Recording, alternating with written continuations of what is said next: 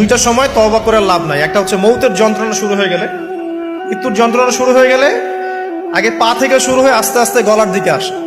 হাদিসে যেমনটা এসেছে, সূরা ওয়াকিয়ার মধ্যেও আছে যে পায়ের দিক থেকে যন্ত্রণা শুরু হয়ে আস্তে আস্তে আস্তে আস্তে এই গলার দিকে আসে, এবং আত্মাটা গলার এখানে যখন চলে আসে, এখান থেকে মালাকুল মউত আত্মাটাকে নিয়ে চলে যায়।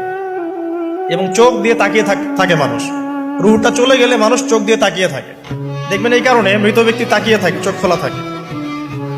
এবং তখন আসমান থেকে সিঁড়ি নামিয়ে দেওয়া হয়, ওই সিঁড়িতে করে আত্মা চলে যাচ্ছে, ও তাকিয়ে দেখে যে আত্মা চলে যাচ্ছে।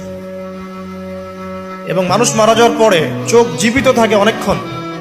মেডিকেল সায়েন্স যারা পড়েছে তাদেরকে জিজ্ঞাসা করবে, মানুষ ডেড হয়ে গেলেও চোখ দেখবেন আরো কয়েক ঘন্টা, হয়তো আরো নির্দিষ্ট একটা সময় পর্যন্ত চোখটা কিন্তু জীবিত থাকে।